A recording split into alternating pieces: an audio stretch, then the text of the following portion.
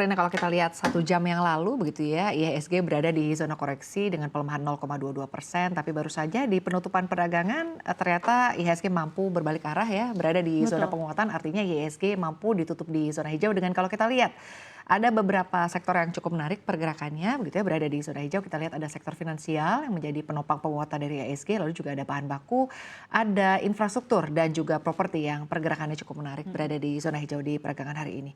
Anda sendiri melihatnya sentimen-sentimen apa saja yang mempengaruhi perdagangan di hari ini? Ya, terima kasih Sasa. Jadi ingat sejam lalu kita bilang kita butuh sedikit keajaiban ya, Ya. agar IHSG kembali bisa menguat gitu ya di perdagangan Senin ini, dan ternyata benar ada miracle gitu ya on the last minute sampai akhirnya IHSG berhasil ditutup di posisi 0,28% dan ini menjadi posisi tertinggi di pergerakan hari ini, berhenti di 7.247,928 atau naik 20,5 poin. Saya akan recap sedikit untuk transaksinya hari ini di 11,397. Nah ini berarti kan ada yang substansial ya. Karena sejam lalu ketika kita sempat memulai closing bell, kita ingat transaksinya masih di kisaran 8 triliun kalau tidak salah. Sekarang akhirnya tutup di posisi sekitar 11,4 triliun untuk turnover. Volume share di 17,48 miliar dan movers kalau kita bisa lihat di sini ya bersama. Ini ada beberapa saham-saham yang memang memiliki market cap sebesar, lagi-lagi saham kepemilikan konglomerat Prayogo Pangestu yang berhasil mengalami penguatan signifikan dan akhirnya juga menarik penguatan IHSG sampai akhirnya berhasil ditutup di zona hijau gitu ya di Senin ini, dan ini cukup menarik pergerakannya hari ini, cukup dinamis. Nah, sedikit saja ini pergerakan ini berarti juga sejalan dengan penguatan yang terjadi di bursa-bursa global seperti S&P 500 dan Nikkei 225 yang melesat. Jadi global memang sudah begitu meriah beberapa belakangan ini. Cukup semeringah ya artinya cukup semeringah, dan ternyata IHSG juga mengekor gitu ya pergerakan dari global. Untuk S&P sendiri ini mungkin datanya juga akan saya sedikit sampaikan. Ini adalah rekor penutupan tertinggi untuk pertama kalinya dalam 2 tahun, sedangkan untuk Nikkei 225 menyentuh level 36 ribuan. Ini pertama kalinya sejak tahun 1990, berarti yang tertinggi all time record selama 34 tahun. Dan 2 bursa utama di Asia ini menguat karena adanya sentimen-sentimen, ada sedikit harapan dari pelaku pasar bahwa 2 bursa ini memiliki keuntungan dari pembuat chip dan saham teknologi kelas berat lainnya, itu di S&P. Dan juga untuk Nikkei 225 ini sangat meningkat jagoannya itu dari Yamaha Motor Co Limited yang menjadi pemain terbaik di Nikkei. Sahamnya itu melonjak 5,4% setelah ada pengumuman sedikit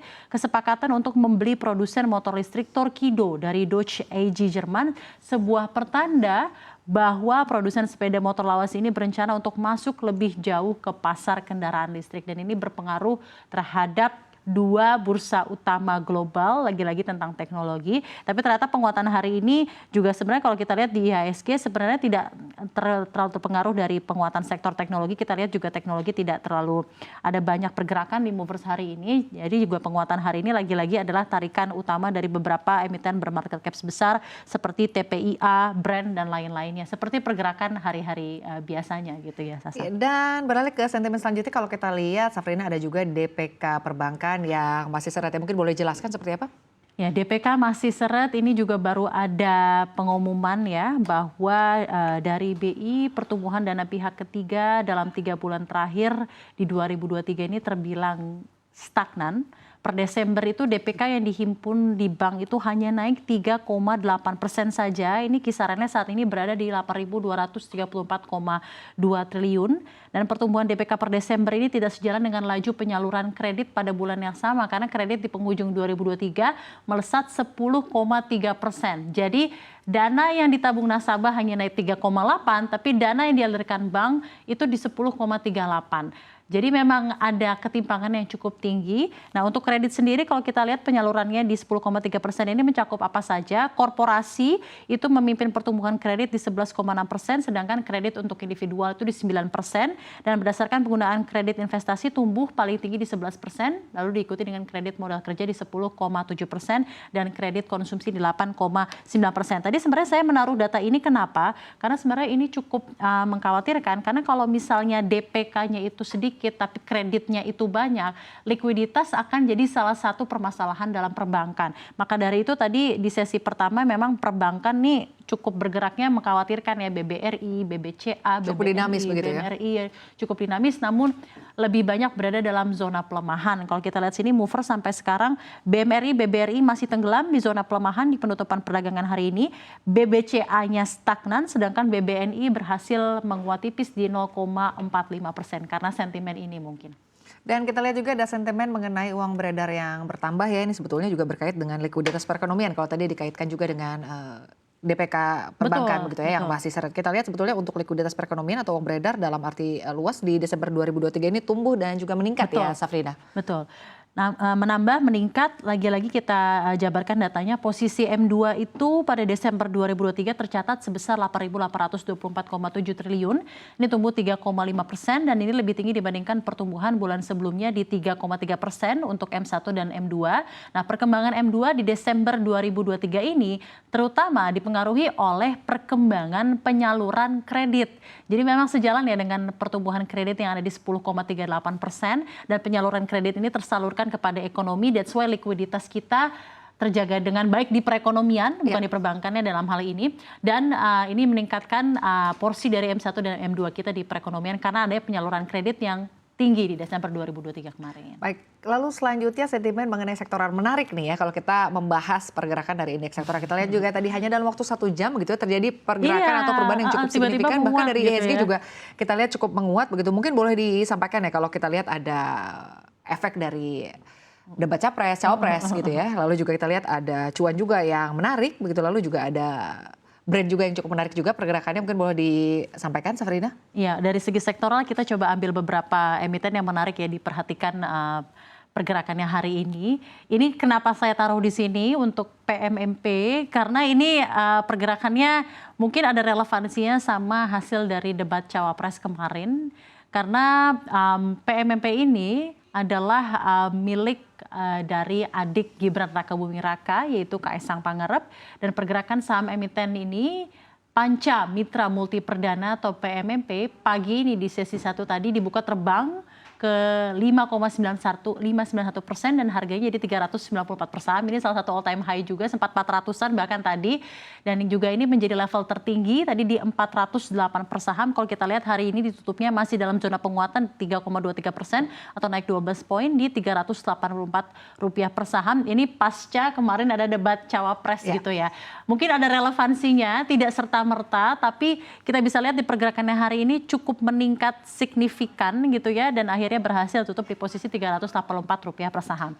Nah, untuk dari sektoral berikutnya ada emiten yang menarik. Kita lihat lagi emiten milik konglomerat Bapak Prayogo Pangestu, Cuan, ya ini akan melakukan RUPSLB, Rapat Umum Pemegang Saham Luar Biasa untuk merombak susunan manajemen perusahaan nanti di 12 Februari 2024. Ini menarik, patut diperhatikan karena kita tahu sendiri bahwa cuan ini yang sekarang ditutup lemah ya di 7,34% dan ini juga menjadi salah satu laggard utama ya pelemahan IHSG di sesi 1 tadi. Kita tahu cuan ini menarik di beberapa pekan belakangan terutama dari akhir Desember 2023 sampai awal tahun 2024 ini, karena kita ingat sendiri cuan ini sempat meroket gitu ya untuk harganya meningkat lebih dari 60 kali sejak pembukaan, sempat melonjak 6.000% ya. Jadi kita saat menanti-nanti apakah nanti akan ada informasi atau aksi korporasi selanjutnya yang akan diumumkan di RUPSLB. Ditambah lagi juga akan ada informasi mengenai persetujuan akuisisi PT Petrosi Tbk oleh Cuan sendiri. Dan ini juga nanti akan melihat seperti apa sebenarnya long termnya ini untuk kinerja dari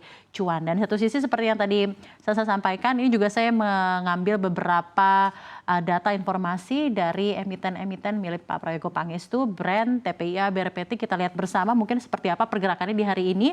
Untuk brand sendiri kita lihat tadi pagi itu sempat melemah, namun akhirnya sekarang berhasil ditutup menguat di 4,9%.